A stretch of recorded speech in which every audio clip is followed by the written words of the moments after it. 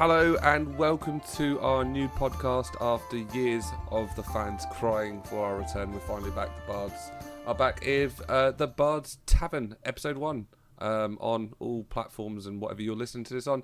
My name's Rob and I'm here with the wonderful, the delectable, the delicious, the beautiful, the stunning, the awesome Patrick. How you doing, buddy? All good? I'm good, thanks. How are you? And Al's here as well. How you doing, buddy? All good? I just about made the cut. I've been writing that one for literally 2.5 years, guys. That was totally You finally had a chance to use it. Totally worth it. But yeah, we're here just doing a podcast before, really, with the world as it is, and apparently now you can get really, really famous and popular by making a video of you restocking a fridge. Before actually, now's probably time for us to come back. So we're here, in lieu of restocking our fridge, we're going to be talking about whatever we really fancy about. Mostly video games, some films, some bits and pieces. I was going to get really, really preachy about Brexit because you know what he's like. I'm a bit ambiguous. And, yeah, that's pretty much what we're here to do. So, hey guys, how's it going? How have the years been? Because we definitely haven't been in touch since. It's been a quiet couple of years. I haven't spoken to a single person since. All right. Since we left, Paddy, can you wrap up how your time has been in no less than 12 words? I lived in a cupboard and it was fine. All right. Okay. And Alistair. The walls started talking back. Okay. And It was the same I'm cupboard. all right, I guess. That's pretty much where I'm at. So yeah, and now we've all caught up. Now we've broken the ice. Let's get into the topic of the day. So today we are going to be talking about the Spider-Man movies. We're a little bit late to the party with the release of Spider-Man No Way Home at the end of December.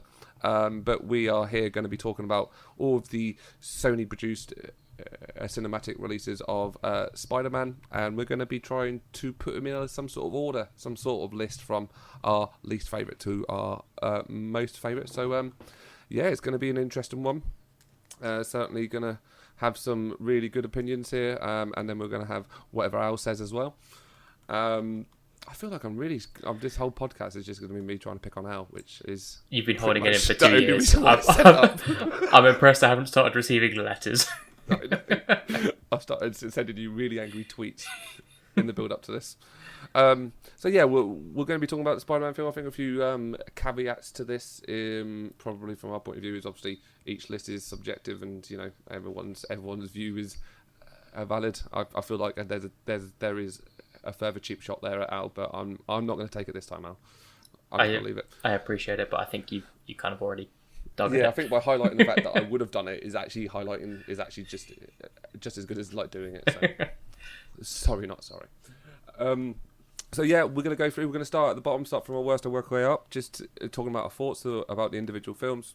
We are going to put in a big spoiler warning as well for every single film, including the most recent release of Spider-Man No Way Home. So certainly, if you haven't watched that, then I would argue you shouldn't be. I listen to this podcast regardless, but for reasons of spoiler nature, if you're not clued up onto that film and certainly all the others, then it's probably not worth paying attention to what we say. And with that in mind, are we good just to swing into it, guys? No, I get it. I get it. Web. You get it. Right, so we're going to start. There are 9 films overall that we're talking about here. So we're going to start with our number 9s as we go through, and I'm going to start with Paddy. Paddy, do you want to tell us what your least favourite Sony-produced cinematic releases of Spider-Man? Yeah, I just need to put another one on my list because my list only has 8. You missed the whole Spider-Man movie. Yeah. Okay, hang on. Okay. So my bottom of the list, the one holding up the tower, Spider-Man 3. Tobey Maguire's third outing. Swan Song. Is it Swan Song? Was the last? I have no idea. Yeah, probably. So what's your rationale behind El Bottomino? Which the Bottomino.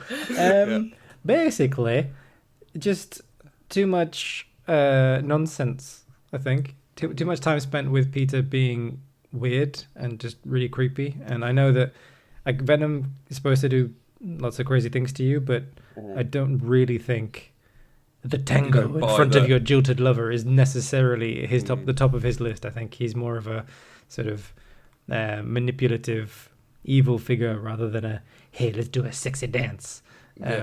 Although emo Peter is probably the best Peter of all. Emo Peter is pretty damn cool. I think we can all one day aspire to be just like emo Peter, but.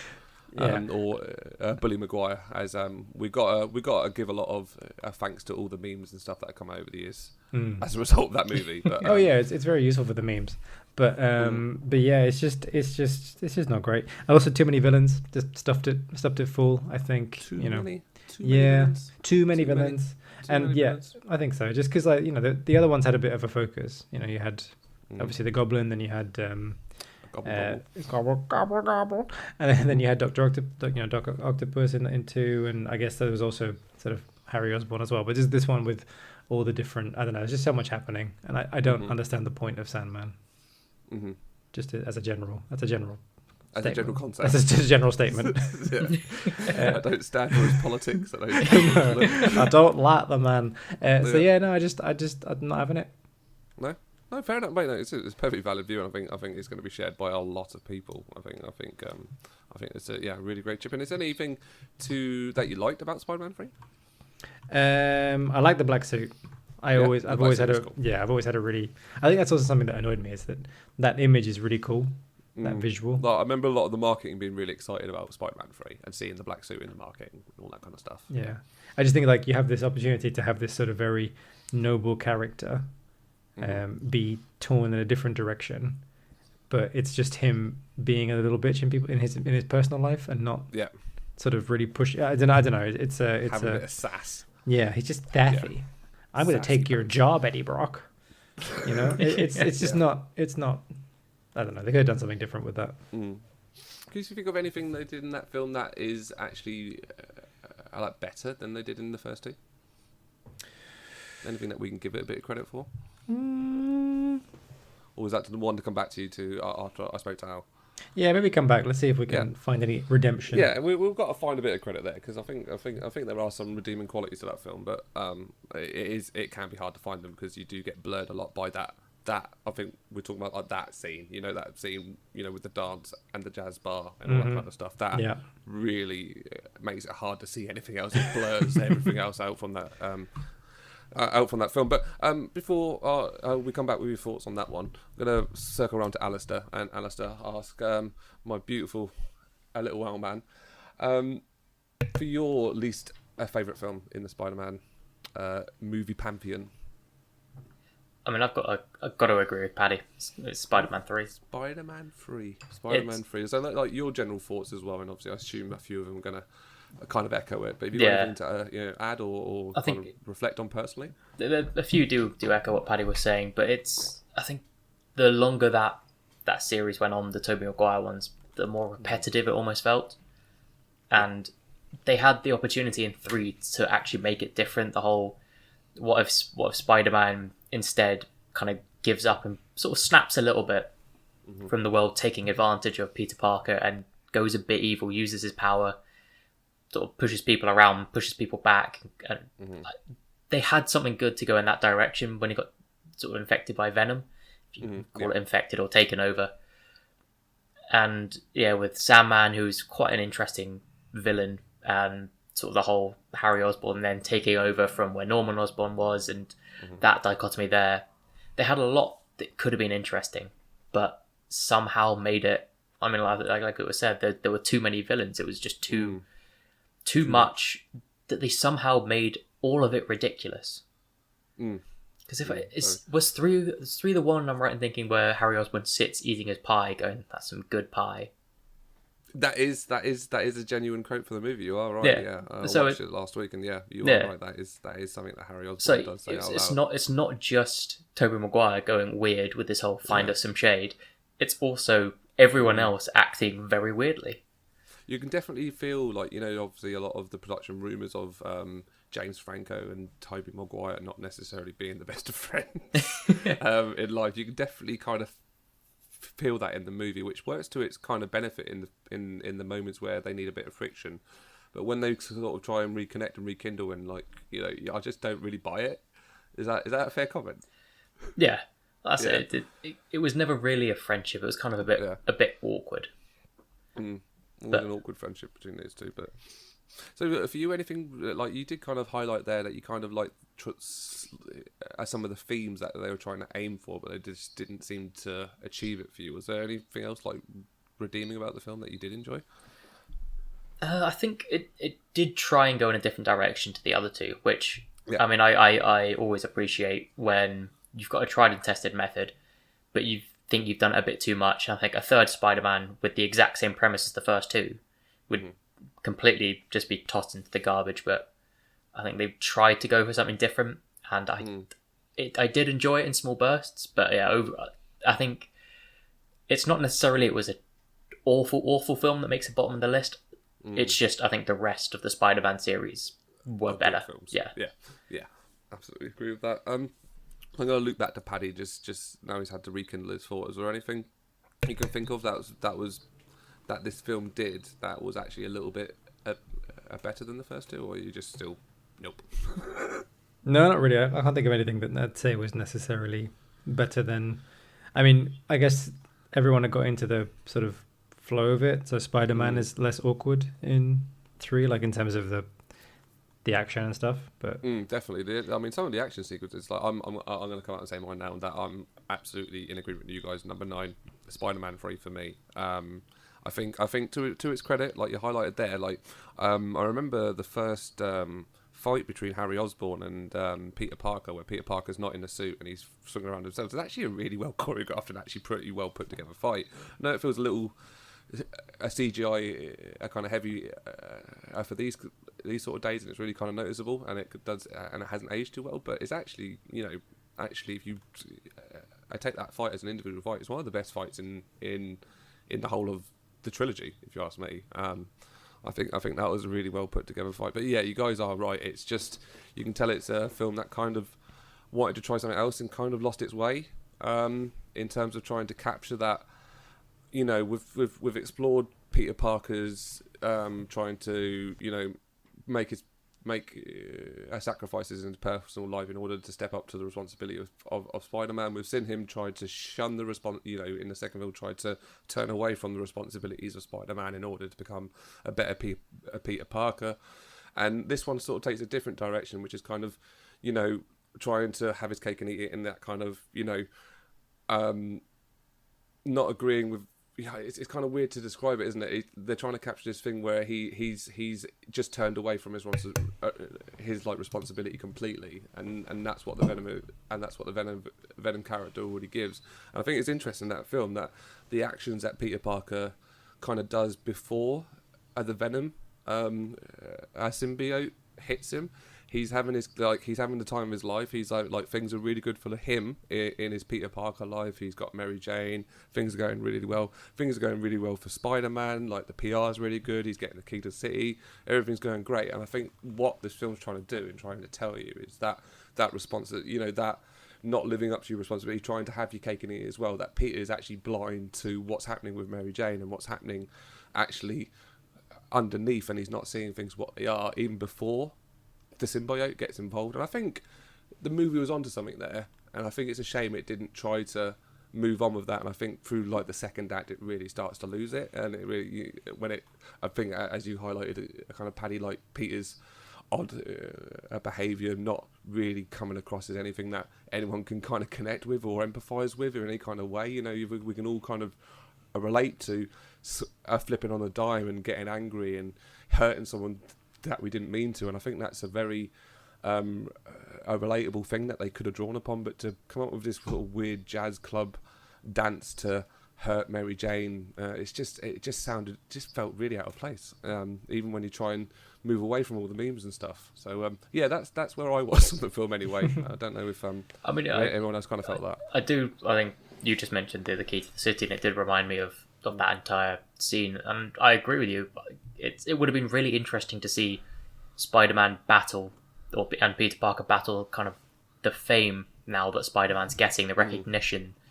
Because I mean, like when he kisses Gwen on the stage and upsets Mary Jane, like that would have been quite a good start to almost his derailing of stopping to seeing himself as being Peter Parker and Spider-Man, but almost like being Peter Parker or Spider-Man. Spider-Man's not connected to anyone, not attached. He can do what he wants. People love him, key to the city.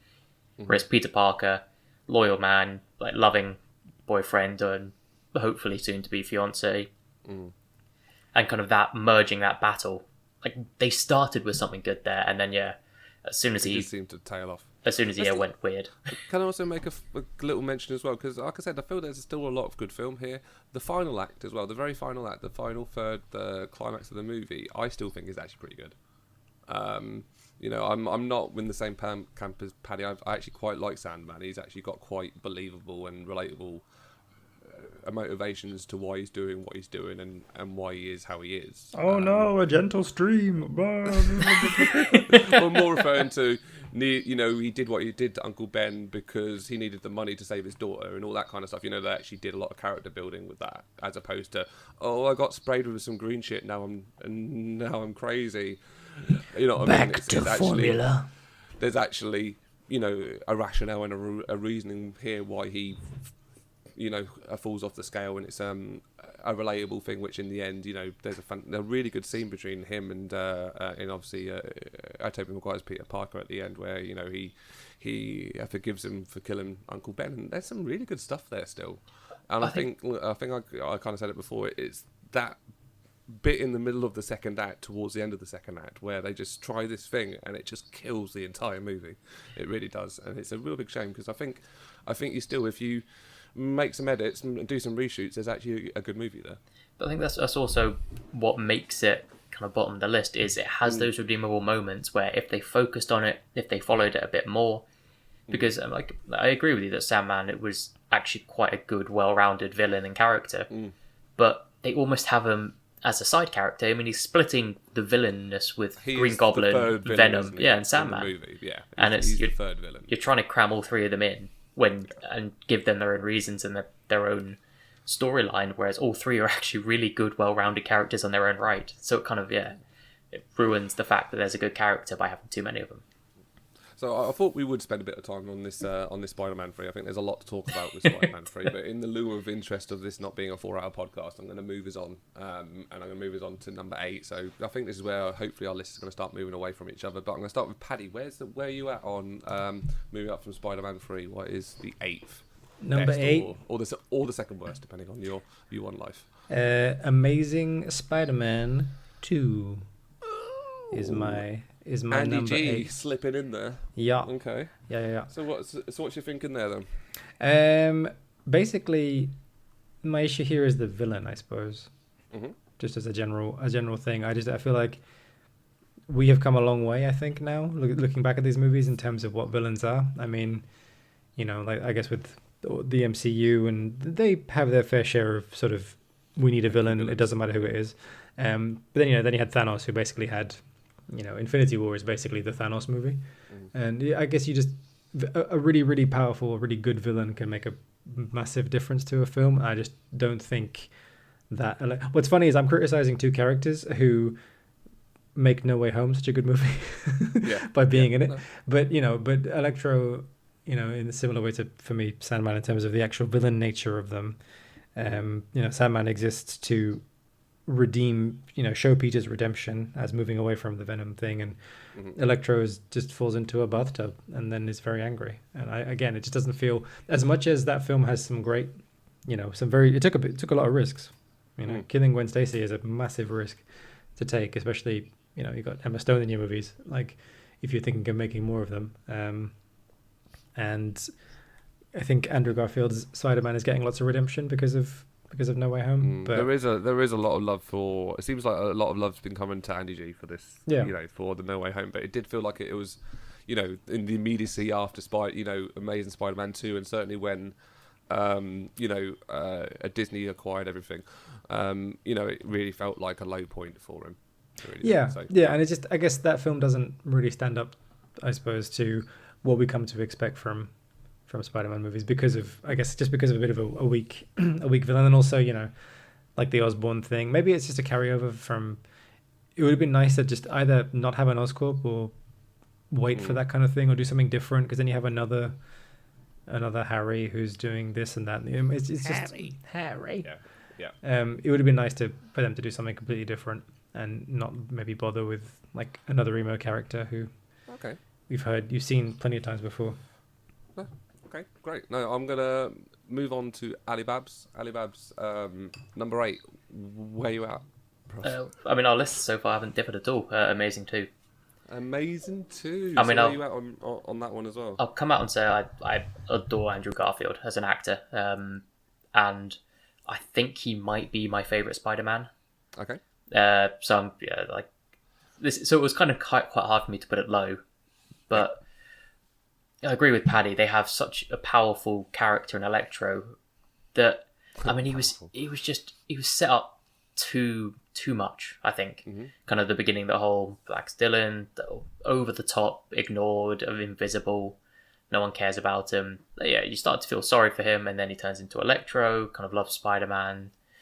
Then suddenly just hates Spider-Man because he thinks he set him up. But so I think they had so much potential, but just didn't use it. I think the beginning of each part of the storyline was brilliant. The kind of setup of how Harry Osborn became the Green Goblin, like fighting a genetic disease, wanting to sort of be cured by Spider-Man's blood, finding out that the Venom's kept in Oscorp, and then taking it essentially to stop himself from dying like he just watched his father do. I think that's a great setup. Electro, this guy who was a no one, finally getting all this power off something that he built of his own world.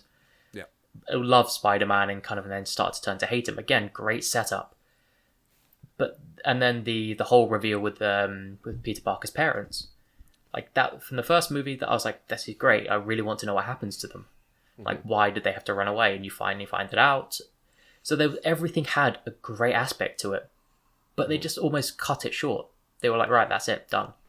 Electro, set him up. He was gone. Like they didn't utilize him at all. Yeah, Harry Osborn, like great setup, completely disappeared. Like Peter's parents, you feel like you kind of find it out and that's it, just done. Okay. So I think it builds everything up and then just dampens and goes yeah. Yeah, that's a good shout. Well, I'm here to let you both know that you're both wrong. That's why we bring you along. Number 8 is in fact, and I'm probably going to be the one with the most controversial list here, is in fact Spider-Man Far From Home. Interesting. So I'm probably, like I said, deviating a little bit from what would be the general consensus out there. And I feel like Spider-Man Far From Home, and I think every Spider-Man film I talk about from here on is a great film. And I think that goes. I mean, I agree. I think, with the exception of Spider-Man 3, which is an average okay film, every other film from there is actually a great movie. So I'm really just kind of nitpicking here at the reason why I enjoy Far From Home not as much as all the others. And I think really is it hangs too much, and it's not its own fault. It's having to follow up what was Endgame, which obviously, the death of Iron Man and all that kind of stuff, it's having to deal with a lot of stuff, and it's already put this kind of John Watts in a box where you've got to operate inside of and try and tell a story, and he does a fantastic job of telling a story inside this narrative box, but it hangs over the film so much and drives the film so much that I think it ultimately hurts it, and actually makes it, when you try to compare them against all the other films, you think about which one of these films I enjoy more. For me, it's a great MCU movie, but not one that I sit there and go, God, isn't that a fantastic bloody movie? Well, I really, really enjoyed that, and I think I got a lot more enjoyment out of every other Spider-Man film than I did from Far From Home. I really like the Mysterio character. The way they did that, I think they brought him to life in a very believable way. I think there was a few leaps that were made that just kind of pulled me out of it a little bit, where they kind of try and paint this picture of, Quentin Beck be able to do these elaborate illusions with this big team of people and all this kind of technology. And they even showcase it themselves. They've got this scene where he's trying to kind of choreograph what they're trying to put together, and he's talking about, no, we need it twice as loud, and we need to do this, and we need to do that. So there's obviously, it takes quite a lot of time for them to choreograph all these kind of illusions and animations. But there's another point in the film where Peter Parker comes across one of the projection units, and they have to react really quickly, and all of a sudden they put Peter Parker in this kind of very well shot and very over the top elaborate 4 to 5 minute long kind of like illusion that he tumbles through and at the end gets hit by like a bus. With Nick Fury involved and all that, and you just sit there and you go, like, this is taking place over like a 2-week kind of vacation. Like, you know what? Like, I can suspend my disbelief, but make it consistent. Make it so actually, did this whole team of people have enough time to string this whole complete over the top a narrative mind bender, trying to think about every single possible thing that Peter Parker would do, and react? And to me, it was too much. It was too far-fetched for me that it started to really stand out to me more than any other of the films. And I'm more of a fan of like a grounded film, so that's probably why my list is going to be a bit different. And I know people will more kind of, you know, have their own sort of taste. And for me, Far From Home is hurt by the fact that you've got the Iron Man kind of death kind of are just looming over that film entirely. And you pulled Peter Parker out of New York City as well. You know, you got the, you know, not that I have any objection for him to being out of New York City, but, you know, to take a Spider-Man film and take out what, you know, we've seen in previous films, in Raimi films, in the Mark Webb films, is what is almost like a character to this you know, a superhero's like identity, and it's not even in the movie. So if you're asking me what order of this list I'm going to put in, I think for those reasons, Far From Home sits at 8th. I love how and I don't disagree with you on any of the points you made, but I just love how in a superhero movie your disbelief was taken by production time. Oh, well, you know what I mean. It's like I've read it in a podcast hokey, before. you know, I know how long it takes. Yeah, but you know, like, I mean, if you watch that like sequence, that looks like if you had to structurally put that together and like fool someone with that, you'd take you months. You know what I mean? It's just getting that rigging up. Oh no! Go, oh, okay. You need an electrician. That will take a few days. Right. And there's loads of really good points like to that movie, like some of the action scenes, like when he's taking down the drones, and some of the humour put into it, and some of the story threads, some of the themes they put through it. Like, you know, still a really great movie. But if I'm being like nitpicking on why I wouldn't put it ahead any other films that we're going to talk about, then that, you know, I can't explain my reason. I don't need to anymore. So, Rob, what would you have at 7? So 7 for me is actually, I feel like I'm shitting on Tom Holland here, but is Spider-Man Homecoming. No, because I would have thought that your 7 might have been Amazing Spider-Man 2, because my 7 is Far From Home. Oh, okay. So we're not all far away, but we've got a bit different. So my 7, and I'll talk about the reasons why because you've asked me now. So I go straight into Spider-Man Homecoming, largely for very similar reasons.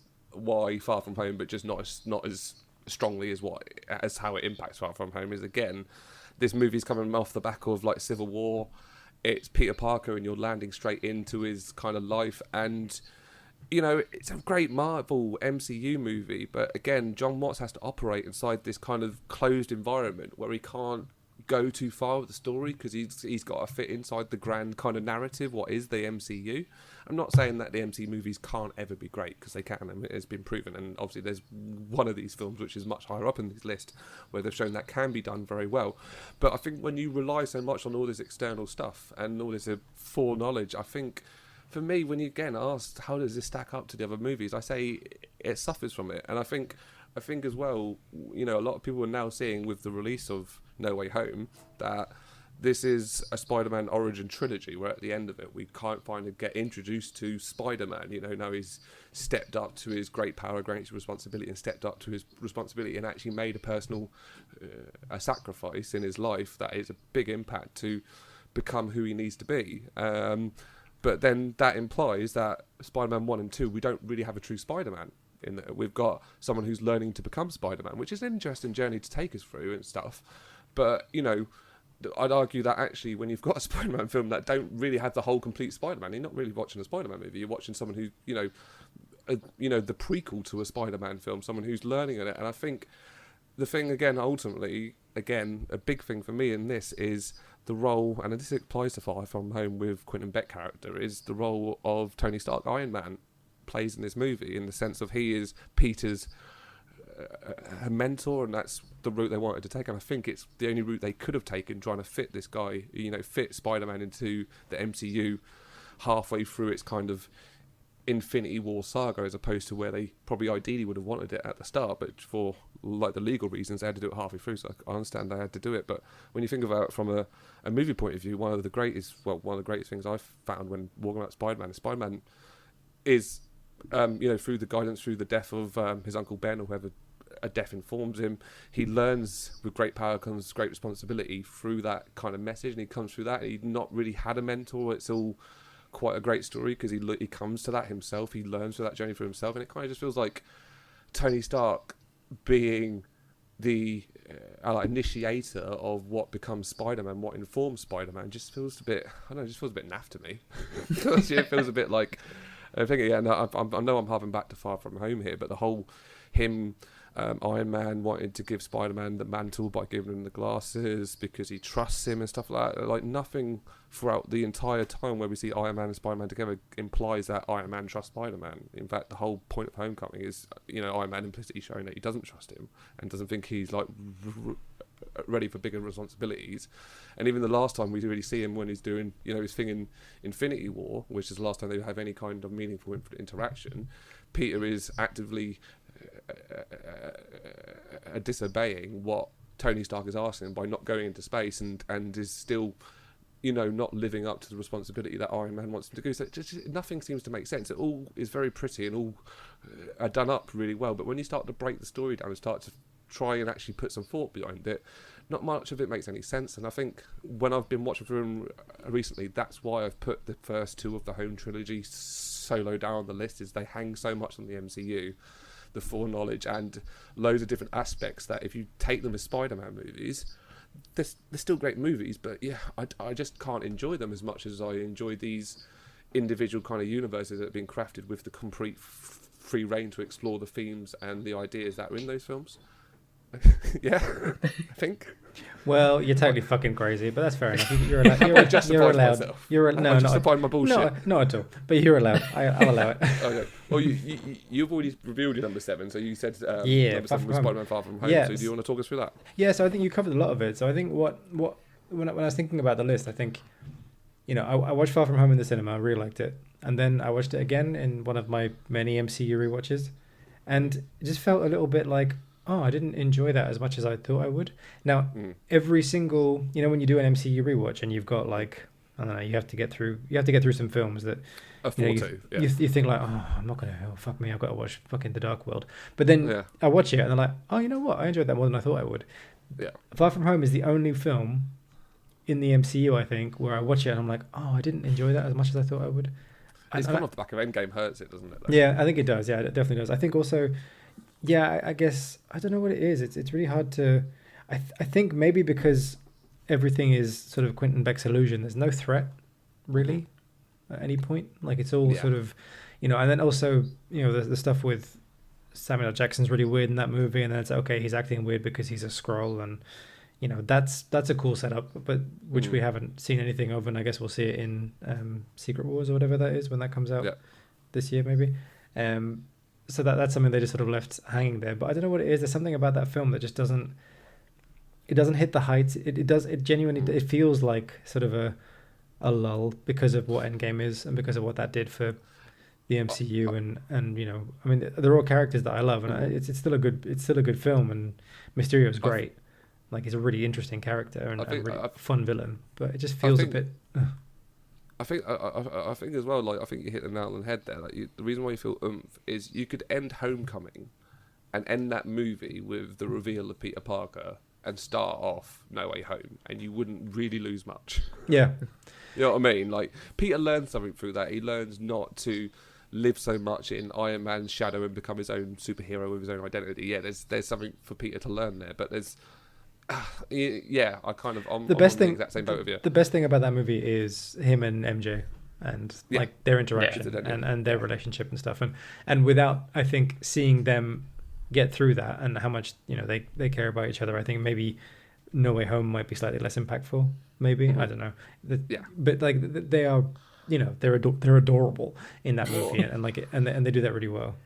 Can I also just give a shout out to the love interest in Homecoming that I can't give two flying shits about. I can't remember her name now, Oh, God, which her was name? completely pointless and completely superfluous to the movie. They could have just not had that in, and the film we would have found the only good thing about that. Sorry, and I forgot to give it a mention was the fact that it was linked to the Vulture, and the Vulture was Yeah, the the father. twist. That was The twist. Yeah, very good reveal, and Michael Keaton as the Vulture. Oh my God, that is such a good casting, and that scene in the car is fucking amazing. Mm-hmm. That's what I will say. Yeah, that was one of the things I'll talk about when we get to Homecoming in quite a while.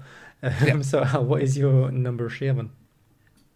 This completely differs from you two. I've gone for Spider-Man 2. Spider-Man. All right. That's controversial. Man. Like I'm interested to hear it. It used to be quite high on my list, and now I don't know whether if I lowered it because I watched Spider-Man 1 and 2 basically back to back. And I just found 2 so repetitive. But off the back of 1, the whole I've got time for everyone. I can do it. I'm Spider-Man. I don't have time for you. I missed your thing. Sorry.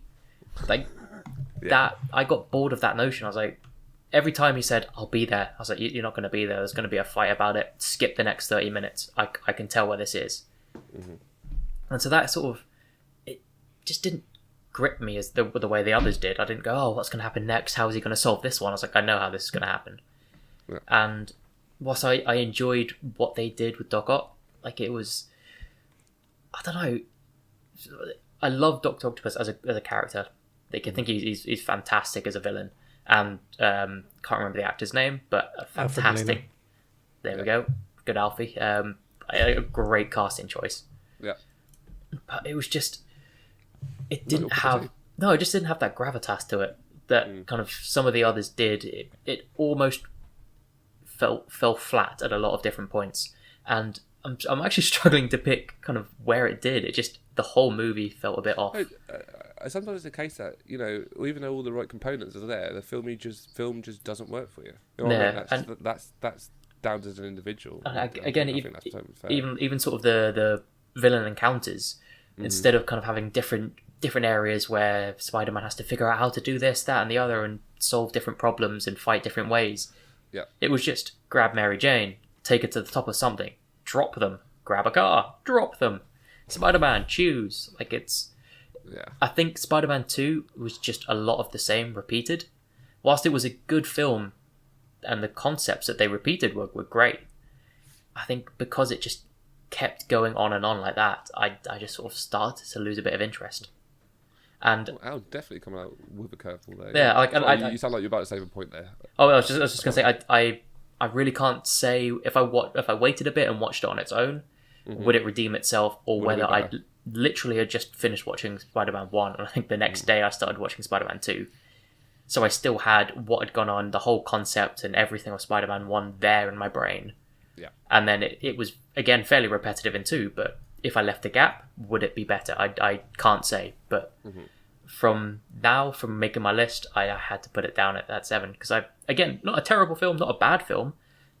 All the ones from now onwards are great films. I really, really enjoyed them. I just think, if I'm like you said, if I'm nitpicking, it was a bit too repetitive for me. Fair, man. Totally fair. I'm gonna obviously after the recording stuff, I'm gonna absolutely blast you for it, but no, absolutely fine.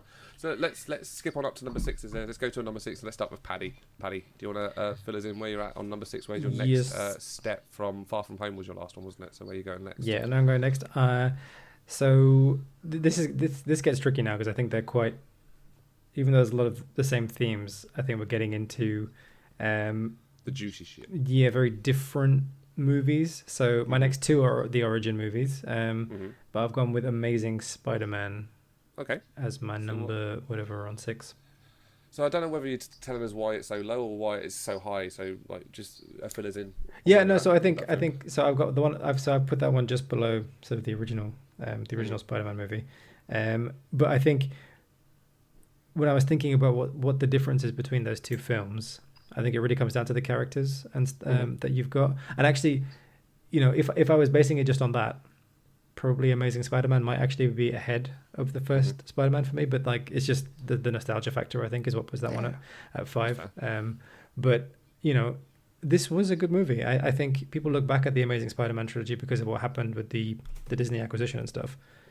But like, this was genuinely a fun film. Okay, the villain's crap. I mean, the Lizard, it has some cool things, but do you really?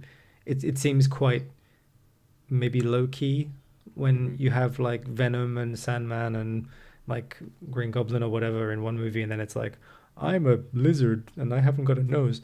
It's a bit less impactful. But his relationship with Gwen Stacy is like fantastic. I think much more believable and realistic than Tobey Maguire and Kirsten Dunst in terms of how they like interact with each other and stuff. And he does learn. I like the way he sort of learns on the job as well, and the way he grows as a character, and becomes Spider-Man. He's a great Spider-Man. He's got the the fighting style, the quips. It's a cool suit, but I think we're now in the really good fun movie territory. So it's not a knock. We're in the nitpicking area. Yeah, it's not a knock. It's just I have to make a decision between these films, and the nostalgia factor of the original Spider-Man is what knocked it ahead of you. Even though this is probably a more fun, entertaining movie with more fleshed out, interesting characters. Yeah, but so it's a hard argument to make, but you go from a pure nostalgia point of view, great. But you can talk to us about the benefits of Spider-Man when we get around to it, inevitably on your next one, because that's what you said. So, Alistair, number 6, where are you at with your 6th most favourite Spider-Man movie? So my 6th is not too far afield, so Far From Home. I've gone for that one, and again, I'll preface this all by saying, basically from number 7 to number 3, they're all separated by a hair. Yeah. So it's all really close, but I don't really need to say too much on Far From Home because you two covered everything. I think they relied too much on the Marvel aspects. It didn't have that feeling, and when Paddy said the villain didn't really seem a threat, it kind of hit the nail on the head for me. I was like, that could have been it. Like, you never felt that Spider-Man was in danger, and it was almost the whole Spider-Man not believing in himself and not trusting himself and kind of being under Iron Man's shadow. It just isn't Spider-Man. Like, that's not his character yet. He struggles with the responsibility. Can he balance life with being Spider-Man? How is he going to deal with this? Just not the, how do I live under this guy's shadow? Like, it was an interesting aspect they went with, but yeah, I pretty much agree with everything you two have said about it, so I don't need to add too much there. Yeah, no. Completely agree. So number 6 for me, I have put in the Amazing Spider-Man 2. So obviously a little bit higher than you guys did. I really love the Amazing Spider-Man 2. I come out watching that film, not really understanding what people were so annoyed about. It's like, I had a really good time with it. I don't like it as much as the original, the first Amazing Spider-Man. Contrary to Paddy, I actually quite like the villain. I even like Electro. I thought the fact of the matter is, and I kind of touched on it earlier before, you think of a lot of these Spider-Man villains, and what turns them evil is just a hokey reason of why they're bad now. So, you think of Doc Ock and his arms, the chip on the back of his neck explodes and now he's evil. With Dr. Octopus, he breathes in the green shit and now he's evil. You know what I mean? It's kind of, it's all very good, and I'm not really hitting them too much, but I think I really admire a villain when they go, actually, let's give more reasoning than just something's happened to me and now I'm evil. Where actually you start off with what is a very broken person, very, very kind of what you can see as a very vulnerable, mistreated and kind of outcasted person who only really values one a relationship in his life, which is a relationship that's not even real with a Spider-Man. Something happens to him, this event happens to him, doesn't know what's going on, walks out there, Spider-Man comes to help him, he feels like he's betrayed, and that is motivation for like a villain there. I think you're absolutely right. I think beyond that point they could have done a bit better with him beyond that point, but I think the introduction scene of him coming into Times Square, I thought was a really good scene. I really enjoyed some of the set pieces they put into that. Andrew Garfield, how he comes swinging in, how he handles the situation, just everything about that scene screams Spider-Man. Well, to me, the fact he's quippy but also concerned, the fact the city's behind him, the way he helps people when they're all getting, when the electric bolt goes through like the staircase, he does that thing with his web shooter. It's just, I can't stop praising this movie, and this is why I get a bit like confused about people's issue with it and why it's so low down on people's list. I think the suit that they use is actually the best Spider-Man suit from a design, like just from a cosmetic suit out of all of them. I think it's a really well designed suit, like what they do with the eyes. It feels like it's grounded in a real world, but whilst not being kind of like that kind of ski mask look they had in the first film. And I like Andrew Garfield a lot. I think he's a very good Spider-Man. Not only does he do some of the things really well, I think what really sells me when he's in the suit really well is I think he saw the fact that one thing that I think Tobey Maguire struggled with is the fact that when you're wearing a suit, it's hard to emote, especially because they didn't have the benefit of the squinty eyes that kind of Tom Holland does to do like the facial expressions and stuff like that. So if you actually watch him when he's playing Spider-Man, he's doing a lot more with his body. He's a lot more physical, and he brings over Spider-Man's emotions a lot more by the way he moves and the way he talks and the way he interacts through his like body, and you see it when you're trying to watch for it a lot more in the Amazing Spider-Man series than you do in any of the others, because I believe that Andrew probably picked up on that, or someone told him to pick up on that, that you can't really display your emotion through your face. So I think he brought a lot to that role. Clearly, like the best actor of all three by a long way, and he showed that in that film. I think the death of Gwen Stacy was absolutely brilliant. I've never seen, I think that people who are aware of the comic probably saw it coming.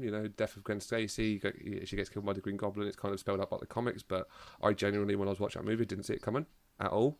Not many superhero films can I say that generally took the God, really? Have they just killed her? You know what I mean? Like they did that, and they did that in the Spider-Man film, and they set up what was potentially going to be what I thought would have been a really strong third film with a broken Spider-Man who's gone through this kind of trauma. Yeah, he learns to kind of come to terms with that by the end of the movie in a way by going out there again and facing like the Rhino and stuff like that. But there's so many good things about this film that I just don't buy into some of the things I hear about it, about some of the complaints that people have about it. And I will touch on one thing, because I know I am dragging on a bit, but I will touch on one more thing that I really like as well. It's the only Spider-Man film that you watch, and ultimately Spider-Man fails to live up to his responsibility. End of the Amazing Spider-Man film, a promise is made, in terms of I will keep away from Gwen Stacy, I will not, I will respect that. And all the way through the film is the struggle that Peter Parker has of trying to live up to that responsibility, live up to the promise he made. And in the end, he couldn't do that. No matter how hard he tried, he couldn't do that. And the price he paid for that was like the death of Gwen Stacy. And if you structurally put that story out there, it's really fucking good. That's a very good point. And for me, I think for those reasons alone, and for the reasons why I talked about Homecoming Far From Home, that Amazing Spider-Man 2, I'll argue with anyone, is a better movie than Homecoming and Far From Home for the fact that it really, really goes out there and tries to make something. And I always enjoy it for that. And I really like the soundtrack. One thing I don't like is I don't like the Incy Wincy Spider bit in the middle of the fight. That's just really stupid. But there you go. So you like it? Yeah, I like it, is what I'm trying to say, but I'm trying to justify like my bullshit. So there you go. Right, we'll move on. Number five. We'll start with Al this time, because I started with Paddy last time. Let's start with Al. Where are you at for number 5, mate? We're getting into real juice now. Yeah, I'm going OG. I'm going Spider-Man 1, Tobey Maguire. OG Spider-Man? Okay. Yep. Okay. I think it set the bar of how Spider-Man should be, introduced the character really well. Basically, introduced/reintroduced Spider-Man to a whole new demographic, a whole new generation of people. Yeah. I know you've got the cartoon, I know you've got the comics, but I think Spider-Man, Tobey Maguire reintroduced Spider-Man back into the sort of the general knowledge, the whole popular culture. And you got to give respect where it's due. It was, with all the other films, you could look back and go, it was a bog standard Spider-Man. That's because it was the original Spider-Man that they did well in. Like, it was, yeah, you had the whole awkward Peter Parker, how he became Spider-Man, and sort of his struggle with his love for MJ, who seemed to be dating every other guy except him, and then becoming Spider-Man. And I think on its own, it's brilliant. But when you add in every other Spider-Man, it just sits in the middle, because it's the benchmark of how every other Spider-Man should go from there. And that's kind of why I put it in the middle, is because I really can't say it's better than some of the others, because they've gone, this is how it was done, let's do it better. Mm-hmm. And then I can't put it at the bottom because some Spider-Man tried to go out there and failed a bit. Yeah. so they had to go a bit below. So I put it in the middle because it is that benchmark. It's how a Spider-Man film should be. Some did it better, some did it worse. It's a very, very strange coincidence that we all align on this. Number 5 for us is all the original Spider-Man. Obviously, we've got there all in a different order, but we're all in the same place, so we can all talk about the same movie at the same time. Is there anything from you, Paddy, that you want to sort of add on to the end of what I was talking about, the original Spider-Man? Because that is your number 5, isn't it? Yeah, that's my number 5. Yeah. And again, it's mostly because of the sort of nostalgia factor of it. I just think, I remember sort of seeing that for the first time as having always loved Spider-Man and being just completely blown away by what they'd done. I think the way they'd taken what they'd done with the character, and Tobey Maguire is, I think, his sort of awkward, sort of kooky thing that he's got going on, like it works the best, I think, almost in this one. And then he kind of, it probably works the worst in Spider-Man 3, as we talked about earlier. But just his transformation and stuff, it really felt like it could happen to anyone. I think it was so, it was so grounded and so simple. And even from the villain's perspective, it was, a guy who runs a massive tech company working for the military, right? So there's nothing other than the bomb that turns everyone to skeletons or whatever. There's nothing in there that you think like, it's too crazy or out there. It was like this could literally this is just some kid, and this happened to him. Exactly, that nostalgia factor, and it's just a good old film, good old time, good old romp, mm-hmm. Good old romp. Yeah, I'm in the same park as you guys. Spider-Man, I think, is a great movie, and I've tried to pull nostalgia out of it. I've tried to when I did my recent watch throughs, really dissect and go into what I like and what I don't like about these movies.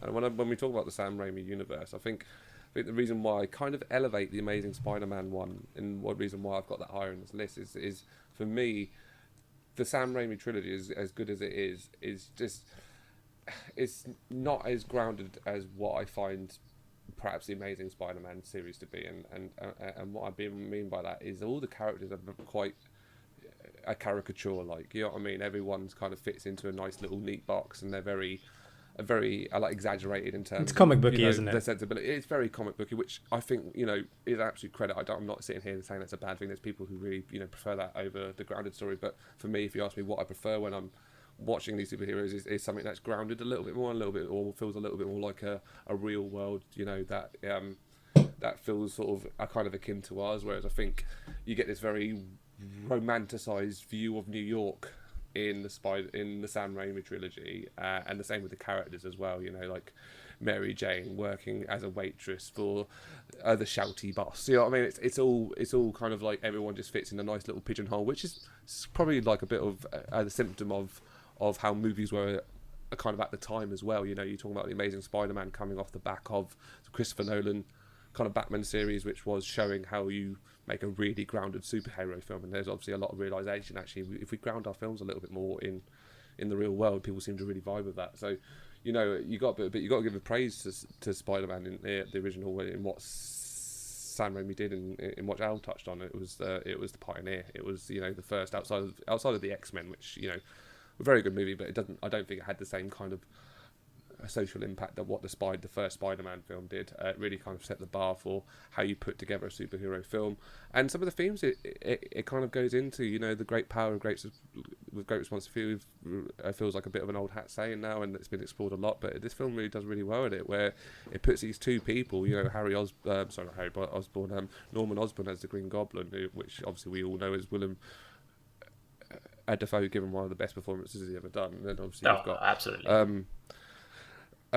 Peter Parker and Spider-Man all going through the exact same transformation at the same time, but two people taking very different paths. And Peter's ideology and his beliefs and his traction and the way he drives and his motivation is all driven by what he was taught by his uncle Ben. And I love how throughout the film, Norman Osborn as the Green Goblin is trying to change that rationale of thought, trying to challenge that view of great power comes great responsibility, and actually with great power just comes great power. And that whole thing where at the end, the final scene where Peter in the end rejects that view and kind of lives by the teachings of his Uncle Ben. Some real good stuff there. So yeah, I think we all agree. Spider-Man, a great movie. Definitely for me, I think the most impactful Uncle Ben sequence. You know, that... I'll disagree, but well, I think I mean, considering it's the first time we've seen it on film, right? It's just exactly the same thing again in Amazing Spider-Man. But in terms of Peter, I'll argue that point. But I'll argue that point shortly. I just think I think the Amazing Spider-Man does a better Uncle Ben, but I'll talk about that when I agree with you. Well, I just think in terms of the death, and that sort of impact that it has on him, sort of directly. I feel like the fact that his aunt and uncle are for some reason 107, like. I don't know. It plays on that sympathy card, I think. Yeah.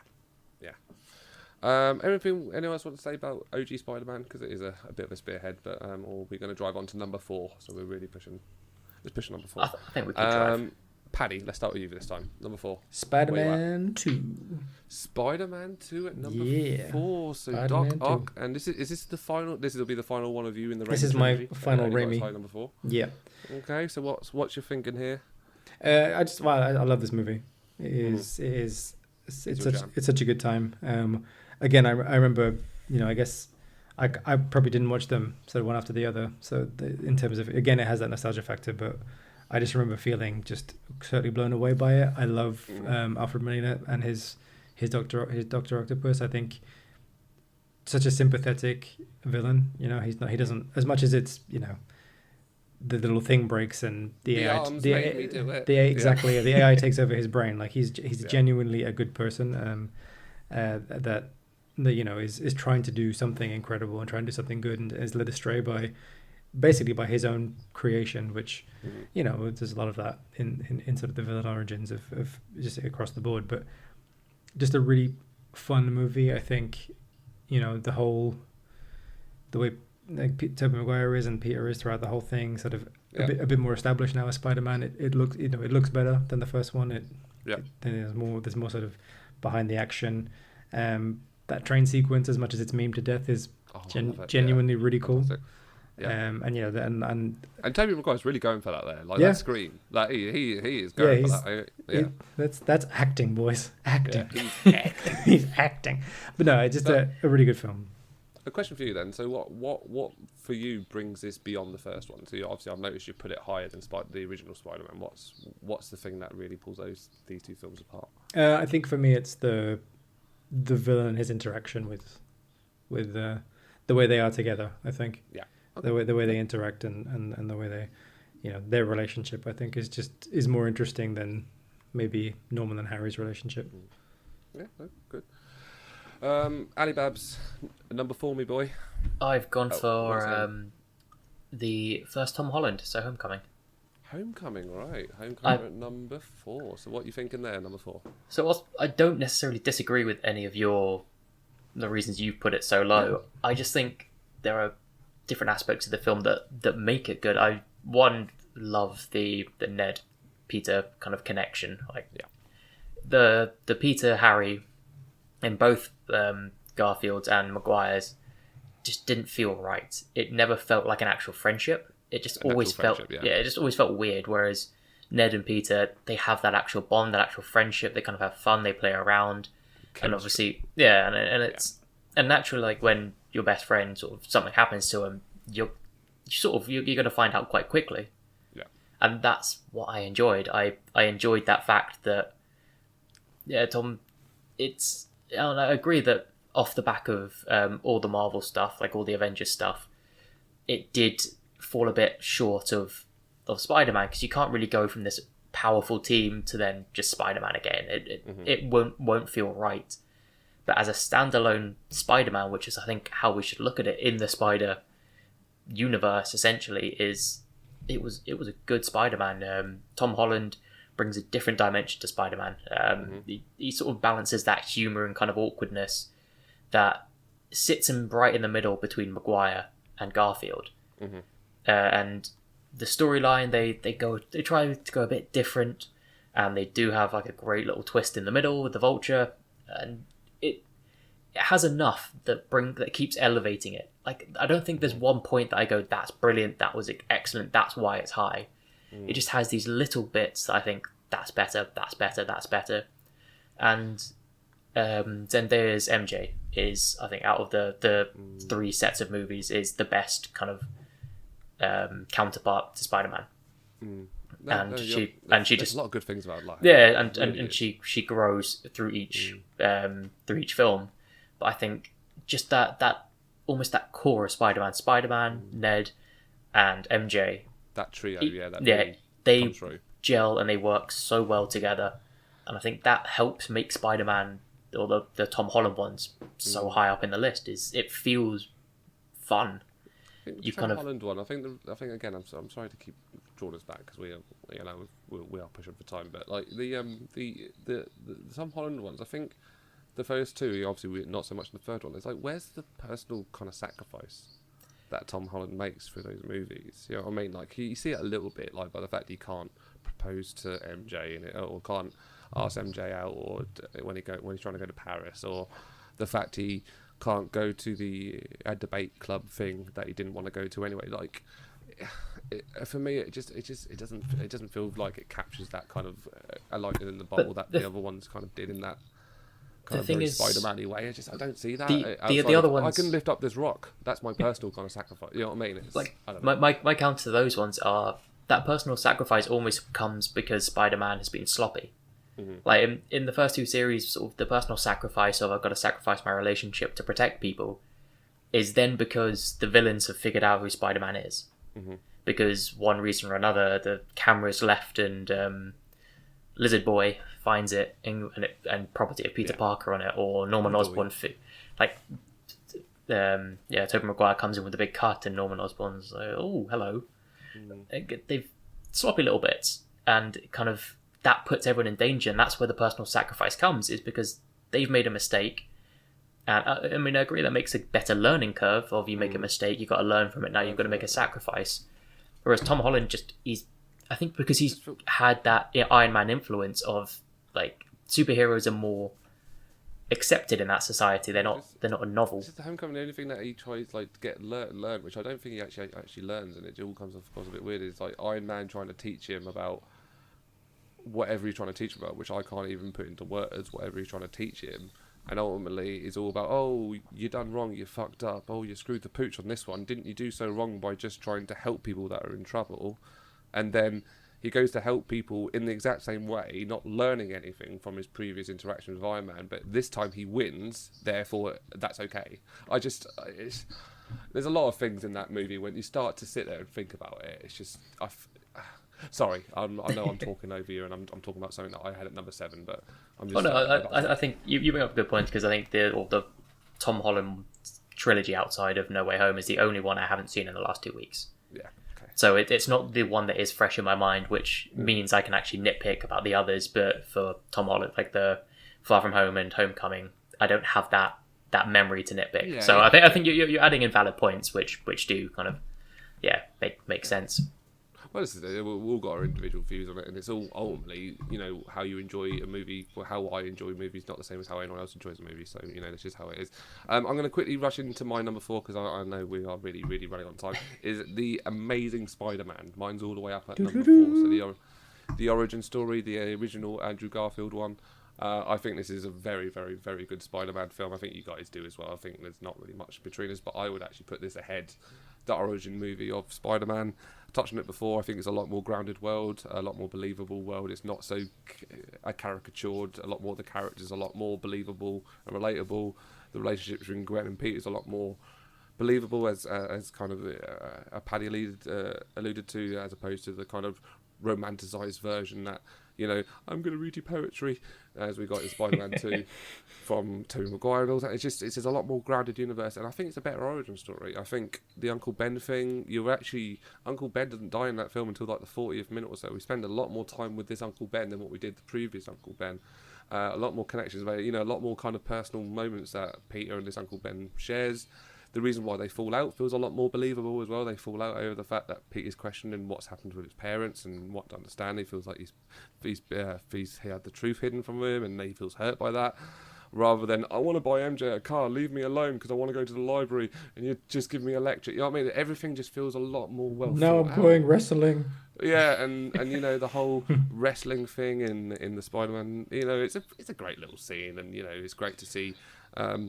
them doing thing with like the bone saw and all that. It's all great, but again, the Andrew Garfield evolution in Spiderfield just a lot more. Just if you ask me, a lot more better. He becomes Spider-Man, and he's not Spider-Man for a good portion of that movie. He's learning how to be Spider-Man. He's learning about the responsibility, what his Uncle Ben was trying to tell him before he passed away, and it takes him a long time in this film to work that out. And he's actually, when he first becomes, puts on the suit, he's out there trying to get revenge for his Uncle Ben. He's trying to hunt down somebody. He doesn't care about protecting the people in New York or helping people out. If he does it as a bit of a side, then that's great, but he's not Spider-Man until he saves the kid from the bridge. And what is a great scene in when he pulls that kid out the bridge and gives him the mask and just says, hey, I'm just a guy in a suit, and then that's the first time he says, oh, I'm Spider-Man. And it's when he really becomes and starts to live up to his responsibility and what his uncle was trying to teach him. And I feel it's a much more natural and better told a kind of evolution to this person who's a little bit broken, kind of damaged, who's then traumatized and trying to come to terms with his new powers, not sure what he wants to do with them, learning through a Captain Stacy in that scene, where they're having lunch, having the branzino and stuff like that, and there's a really, really good scene between him where they're having a disagreement, and it's actually that time where he realises, actually, I'm not a force for good here, I'm a force just trying to serve for myself. And it's actually the scene immediately after that is the bridge scene, and that's not by accident. There's a lot of really, really, really good things in this film that I really like, and I do agree with Paddy. The weakest part of it is probably is the villain. I think design-wise, it was just a bit and a bit boring, and it was fretful and stuff like that. I think the build-up to it, the backstory, and actually the story about I forget the name of the doctor now. Kirk Connors. Yeah, I think the build-up to it and Dr. O'Connor. Yeah, everything up relationship. Everything up until him and his dad. I'm going to turn everyone into a lizard. Everything up until that point was actually pretty cool. Yeah, his end game wasn't very interesting. The fight in the school, the cameo with Stan Lee. There's so many things about this film that I can sit there and go, this is a better film than Spider-Man, and it is. So I will die on this hill alone. But you are not alone. I'm going to piggyback off this because everyone said their 4, haven't they? Yeah. Yeah, because my 3 is Amazing Spider-Man, so I'm just going to piggyback right off yours. Got it. And carry on beating up Paddy for putting it so low. Yeah. Again, what you said 100% was why I put it so high, but I think purely it's the acting of Garfield and Emma Stone, right? Because with Garfield, you actually go through the range of motions of Spider-Man. You have the incredible highs, the incredible lows. When he's in that suit, he's having fun, he's joking, he's making his little quips because now he's so powerful he can't be touched. And almost if that was happening to you, you would get a bit cocky, you would start taunting people a little bit in your fun ways.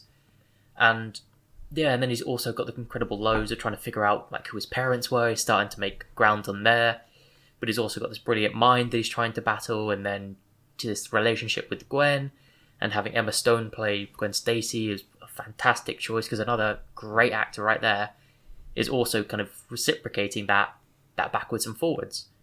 So you have this, you actually go along the journey with him, and you see all the bits. And I agree with Rob that the death of Uncle Ben in The Amazing Spider-Man is far more impactful than Spider-Man, than the original, because it's a snappy sort of teen outburst that we've all had against our parents, and we've all regretted it, where something kind of is the matter, and they've tried to talk us through it, and we've snapped at them. And this time, Garfield walks off, and his uncle goes after him to make sure he's okay and safe, and just calm him down and talk to him. But the stubbornness keeps Garfield hiding away up in the telephone pole, and because of what he does there, sort of they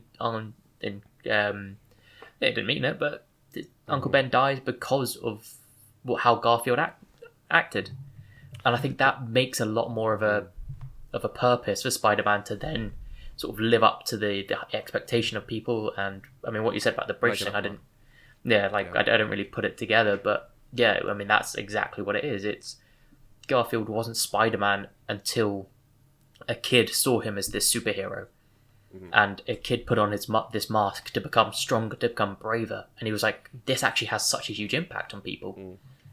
The And symbol the city needs. Sort of yeah, thing. and the whole Spider-Man, I'm going to line up the cranes for you, Spider-Man. I No, did that too. bit is a bit hoiky.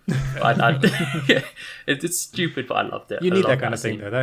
Yeah. That is quintessential in these movies. Like that sort of, here's New York being the hero type thing. You need they can't not have that kind of thing. I think. Yeah, I and do Spider-Man. agree the Spider-Man handled that little aspect a little bit better, where they have that scene where they're throwing things at the bridge at the Green Goblin. You know, you start on one, you start on another. Yeah, this is That's New York. probably- Yeah. This is Yeah. New York. You know, that's actually a little bit of a better way of doing that. But yeah, I agree. It's. I am going to add one more thing about the Amazing Spider-Man that I just want to get off my chest that I think doesn't get called out, and that is the Aunt May being played by Sally Field. Oh my God, the best Aunt May she's by a long way. fantastic. yeah, I'm not knocking the original because the original is also very good as well. But the thing that sells it for me, and the reason why I know this is a better film than what a lot of others that I talked about, is the final scene where Peter has just had the big fight with the lizard. He comes home and he's got the eggs. Not a word is said between them two. He's had the shit kicked out of him, bleeding to hell. They just give each other this kind of a look and a hug where it's very obvious Aunt May knows he's Spider-Man, but it's never said between them.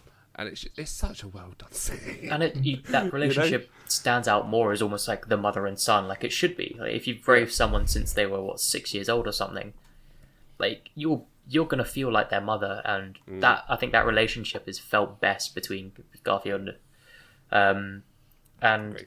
yeah, I actually enjoy the fact that Gwen Stacy found out really fairly early that Garfield was Spider-Man. Yeah.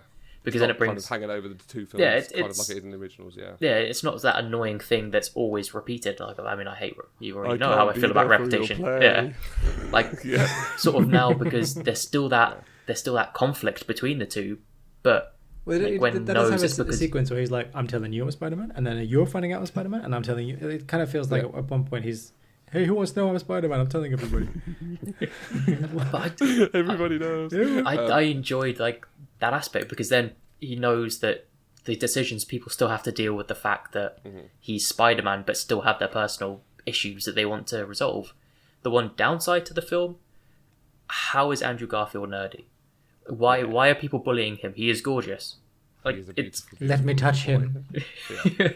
that's Although the I one will thing challenge that by it is it kind of. I know it was done a little bit through the comics, but the thing I think about is there is no true Peter Parker. There's no true kind of canon to Peter Parker. So when I always get annoyed when people go, "Well, it's not canon to the comics," it's like, well, the comics have had about 100 different versions of Peter Parker. But, like, they're it's just- doing their own iterations, their own versions. Their well, no, own it's view not of it. it's Peter not like Parker is by the reflection of the time he's been in the comics. So in the 60s, he was an outsider.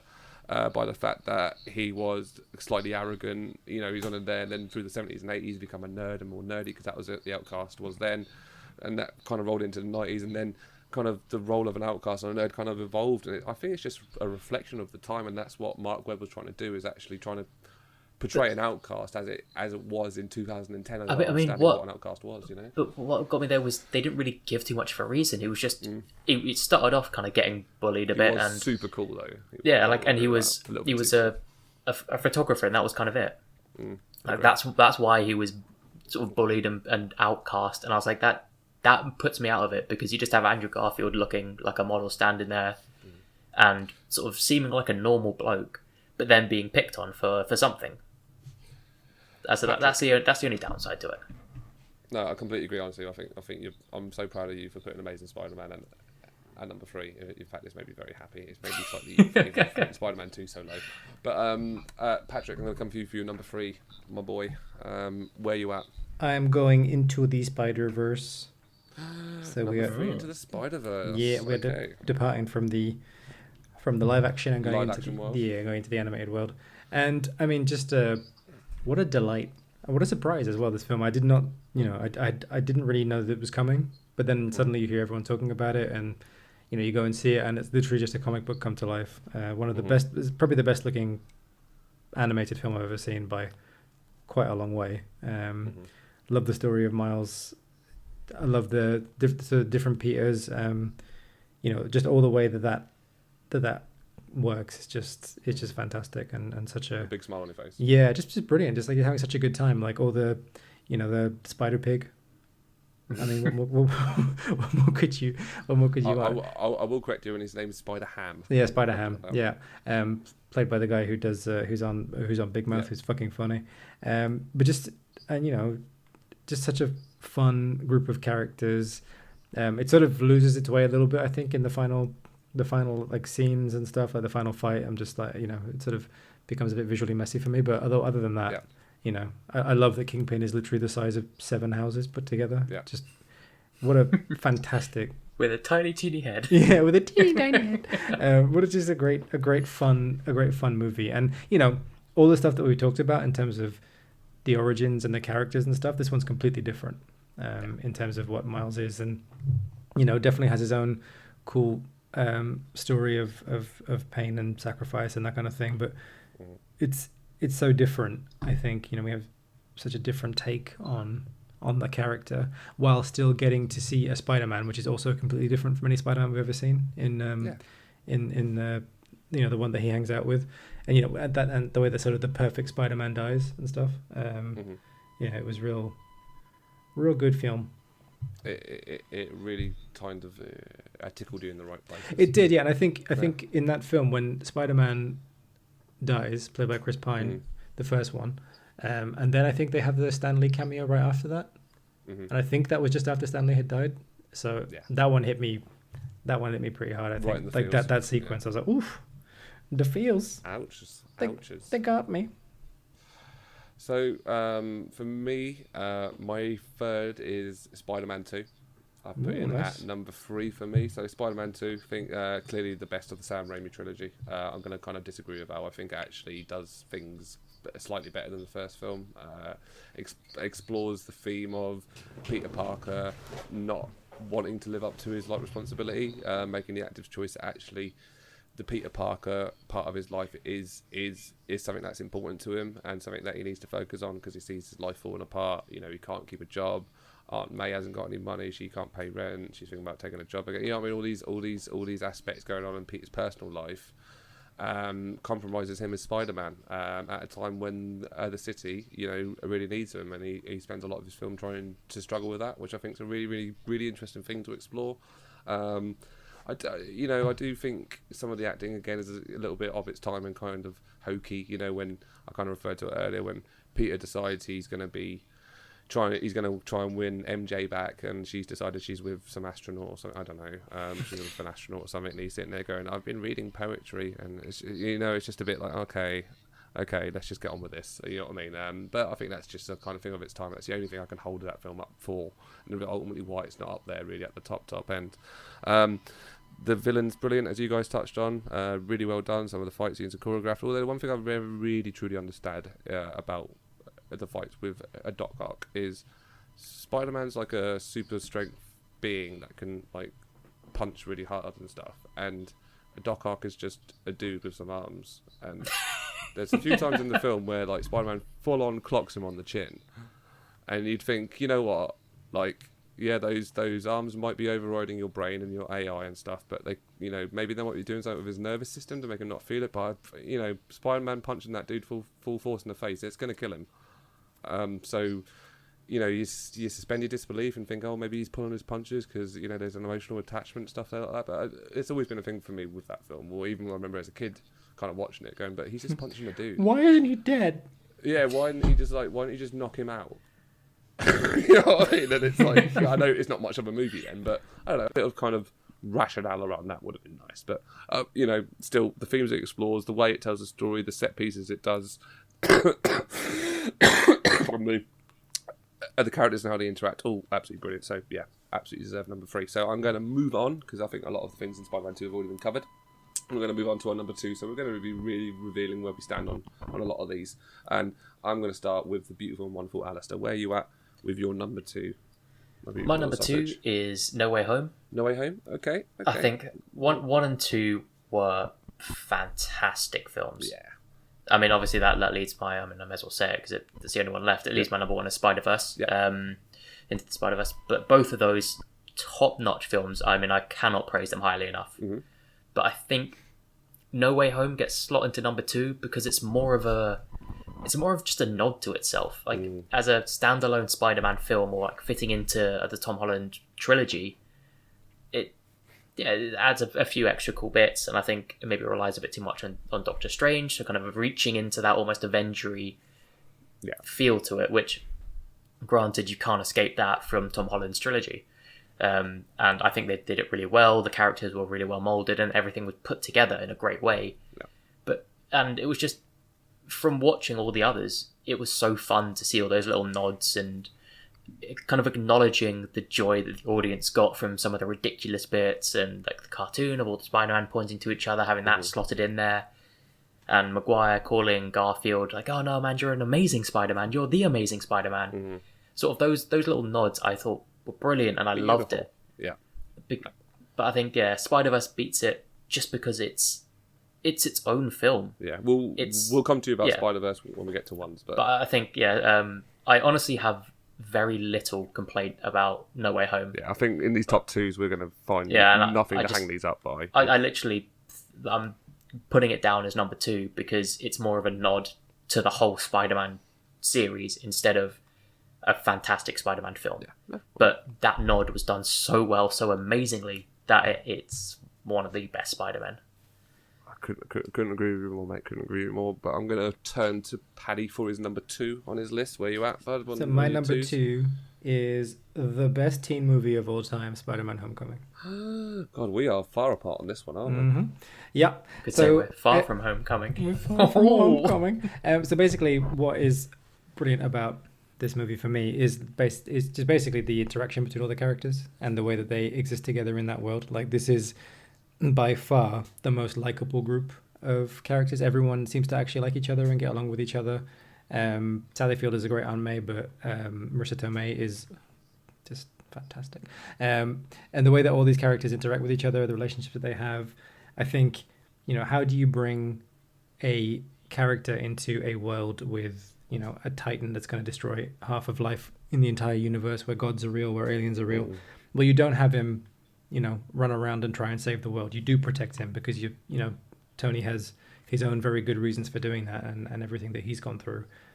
So I think it makes total sense that it's a very, very small story. Like, they constantly keep making reference to, be the friendly neighborhood Spider-Man. This isn't about big personal sacrifice. This is about just a kid finding his way, and which is perfect for that universe, because nothing else would really make any sense, because literally there's a god with a magic hammer, and it's very different from these other worlds where there's nothing else around it, there's nothing else in there, there's just a very normal world where all of a sudden you've got a superhero. So the fact that you have to introduce this very this character who does have that sort of humble beginnings in this massive universe, I think they couldn't have done it better, and that cast of characters is perfect. There are so many fantastic moments, like when he's interrogating I can't remember his name, but like that interrogation scene. Yeah, Aaron Davis. Yeah, Aaron Davis, whatever. Like, the fact that he's never done that before. It's got, I don't know, probably the best, I think maybe the second best villain in terms of just the character, not everything he does, but like, he's just so great menacing. That you referenced, you said it earlier. That scene in the car is just good, old genuinely. Yeah, terrifying. Okay, Pedro. So good. Just like he's just such a fucking good actor. But yeah, I mean, because for me, I adore the MCU, and the way they brought Spider-Man into that sort of place, I think they do such a good job of it, of just making a really fun, Breakfast Club, Ferris Bueller's Day Off style, all these sort of 80s teen movie references that they've got throughout there, and it doesn't have any of the doesn't have the weight of the other Spider-Man movies, but it also doesn't have the baggage. I think it's just I think that's a really fair view on it. Yeah. Yeah. I think he's a kid having a good time. He's a kid having a fun time, and just trying to. And I'm having fun. It is a really fun movie. Like I'd never take that away from it. And I think where we separate is, I think you'll come from the view that the MCU and being part of it and how it fits into that kind of adds to that film, and I'm making the argument that kind of subtracts from the film. So we're on different sides of the same coin, I think. You get what I mean? Fantastic. Right, we are going to number 2. And Al, have I got your number 2? Yes, I have got your number 2. So we are going to go to me, which is now my number 2 is Spider-Man: No Way Home. So I am aligned with Al on my top 2.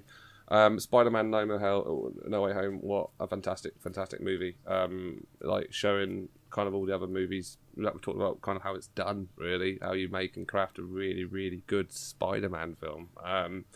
In the sense of, you know, you've got a similar kind of thing that I kind of held against Homecoming and Far From Home. That, you know, you've got in Far From Home, you've got the death of Iron Man looming over that, and you've got really the foreknowledge and understanding of what's happened before in the Spider-Man universes to really appreciate this film. But I think this film is a love letter to all of that. It's a love letter to everything Spider-Man, and I think that's what makes it an absolutely brilliant film. I think it's just for me exceeded my expectations. You know, we all knew that Andrew Garfield and Tobey Maguire were going to be in the movie. And from my point of view, I was sitting there when I was watching it in the cinema, I was sitting there going, I really wish it's just not like a, hey, swing in and save the day. All right, bye, guys. They actually give him a reason to be there, give him some substance, give him some growth, give him some actual character and something to do.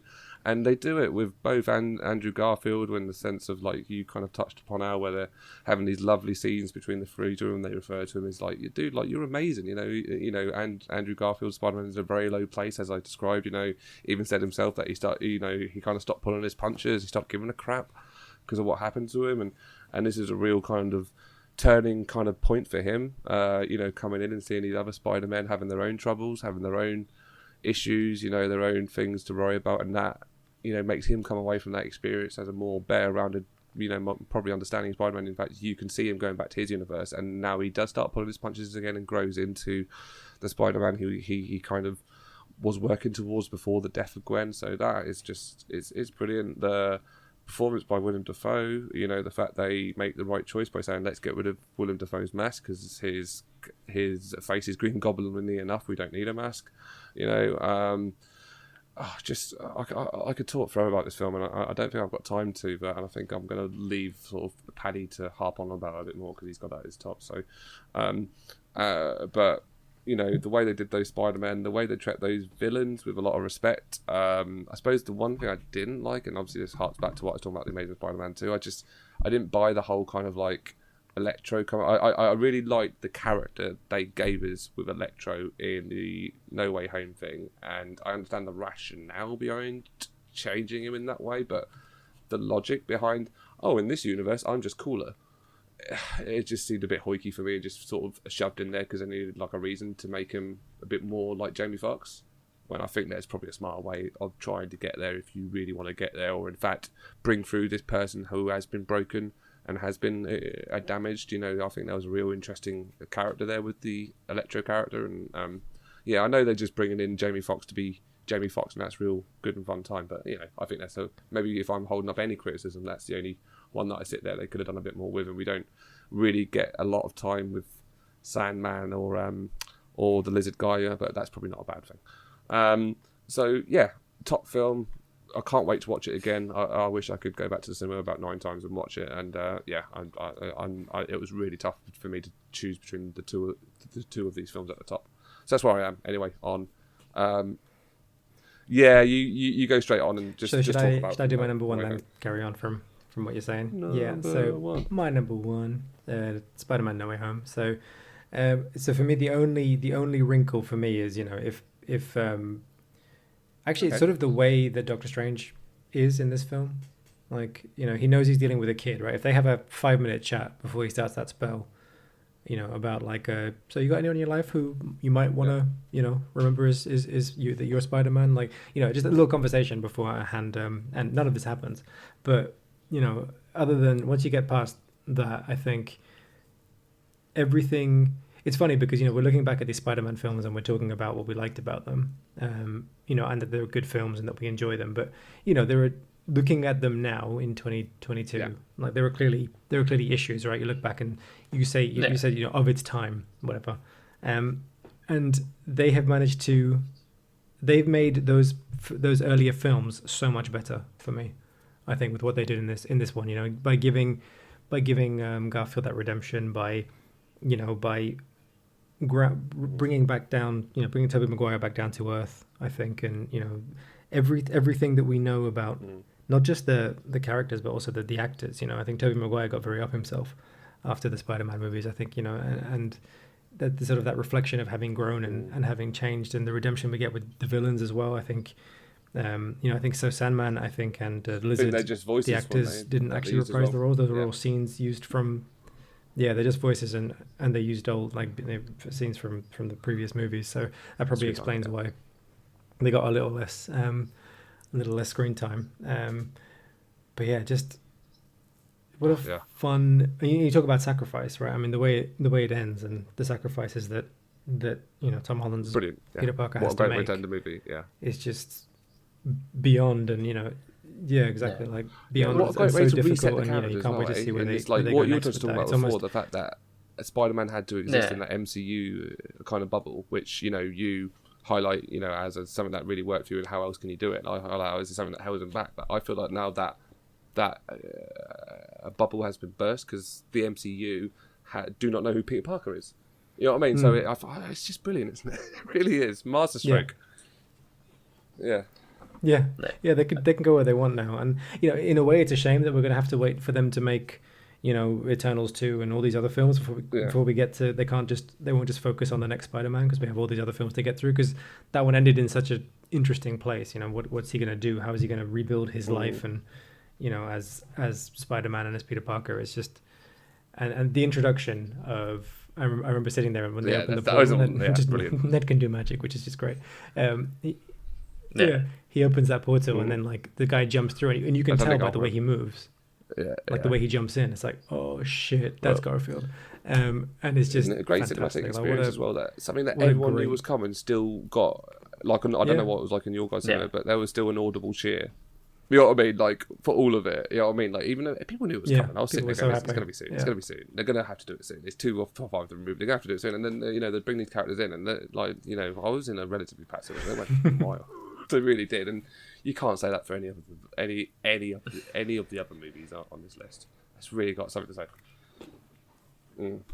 No, we live in a very different time, I think, when it comes to superhero movies, right? Like, it was, those first Spider-Man, the Raimi trilogy almost made all of this possible in a way by showing that people had an appetite for this kind of film. And, now they get to lean in, we're so far down the line that they know that they can drop in 2 Spider-Men from movies from years ago, and people are going to lose their shit. Like, that's crazy. That's where we are with films, and I'm very happy as somebody who loves these kinds of movies. Yeah, brilliant. Can we give a shout out to Matt Murdock as well? Because yes, more of that, please.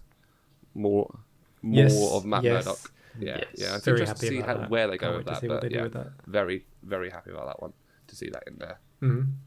Okie dokie. So number 1 for you, Alistair. I think we know what you said it before. Tell me about your time with Into the Spider-Verse. Yep. Into the Spider-Verse was a film I went into not really knowing what to expect, because I knew it was going to be a different Spider-Man, a cartoony Spider-Man, but I didn't. My body wasn't ready for this. I wasn't sure where they were trying to go. It really wasn't. Like, it was. I didn't know much about Miles as Spider-Man. I mean, sure, people who know the lore a bit better might have known kind of what was coming, but I had zero idea. And when I watched it, I just loved every single second of that film.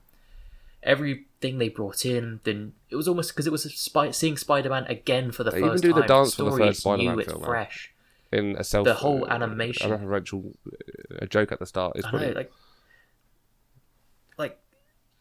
The soundtrack's brilliant. The animation is out of this world, and the story is new. It's exciting. It brings a different aspect to Spider-Man. And then I know Paddy put it a bit low because it kind of got a bit crazy, and I completely understand that. But I think I agree with that craziness almost made it better for me, because it was when you're opening all these portals to different universes, it's not going to be quite a linear normal thing. It's crazy shit's going insane. down. Yeah. And that and they made it work. They had each Spider-Man come in with a completely different personality, something new, some new character, some new perspective. And this is something that, I mean, we talked about with No Way Home, where each Spider-Man kind of taught the other Spider-Man how to be better and how to kind of fix their issues from their perspectives. The same thing happened, and like Into the Spider-Verse, where all of them sort of shared their own perspectives about their worlds and what happened. and kind of the Dark Spider-Man and Spider-Ham, and just everyone blended into this chaoticness so perfectly together. And I think mainly because it was just a fresh story. It was a fresh Spider-Man. It was kind of, you had that familiarity, but you were watching something that you've never seen before. And I think that's why it beat No Way Home as number one, because it was a new story that was so perfectly done. I'm sure you could probably pick something small, but I found nothing that I could fault with it. A bust as what you are. My number one is the same film, Into the Spider-Verse. I can nitpick every single one of these films, even No Way Home, even though it's very, very small kind of nitpicks. I can still really stretch. I can't find a single one with this movie. It's animated beautifully. The themes it tries to play with throughout the film are really, really well done. It's got emotional kind of weight. You think of the scenes where he loses his Uncle Aaron, or where his dad is talking through him through the door. They got real impact and they hit me a lot harder than what any of the live action films did in terms of the emotional weight behind those scenes. Really, really well done. Every choreographed kind of fight is so superbly done. The whole Peter B. Parker angle is genius, showing a broken Peter Parker who himself has to grow and learn and become a better Peter Parker, and he goes for that growth and comes out of that film, as a better Peter Parker. In fact, all of the main characters in some way or another go through some sort of growth or change for that movie, so they're really hitting on the themes really well. And we can talk about the animation and all that other stuff, but you strip it away, you've just got a really, really, really good style, really, really good Spider-Man story that's clearly made with a lot of heart and a lot of a love for not only Spider-Man as a character, Spider-Man as a comic book character, but also Spider-Man as a movie property. They reference a lot of things about the Tobey Maguire films. They've got a lot of reference in there, and it's God, what a brilliant movie. And like you said, Paddy, you hit on it. It came out of nowhere. Like, I saw a trailer for it. I was like, oh, this looks pretty cool. I can't imagine it being good. And who'd have thought they put that much effort into an animated Spider-Man film? And I'm putting that above what we saw with No Way Home. It goes to show what a spectacular job that movie did. I got to call out the scene they did where Miles first gets his suit on, and they've got that music playing, like the What's Up kind of danger music, and he jumps off the building, and I could harp on like this movie forever. And that was my phone background. That was my phone background for quite a long time. Such a well done, and like the symbology of him, even though he's fallen down, they flip the camera over so it's showing the medical of like the symbology of him rising up and all that. It's just everything they do in that movie and the way they piece it all together is so well thought out. And I'm with Al, the final flurry or the final fight, the third act is so well put together, so well done. Like the kind of mind splitting kind of things being flung around with the fight with Wilson Fisk, the way Miles steps up to responsibility and comes out to save all the other Spider-Men across the multiverse. It's just, I can't pick a specific thing on why this movie is the best Spider-Man movie, but when I've just watched it, I've just back to back these 9 movies, and by far, I still think, even though I'm still very fresh from No Way Home, and that's got a lot of love, it's not a better movie than Into the Spider-Verse, but it's close. It's very close. I want to pick up on something that isn't necessarily to do with the films themselves, but No Way Home has brought in a new aspect that I'd love to see the universe chase, and that is the fact that they have essentially confirmed that J. Jonah Jameson we could all agree with that. is a multi-universe being. He exists in No Way Home. That's probably why the Amazing Spider-Man is not the that original popular, because it Spider-Man. doesn't have I want to see this. Jonah Jameson. That's why it suffers.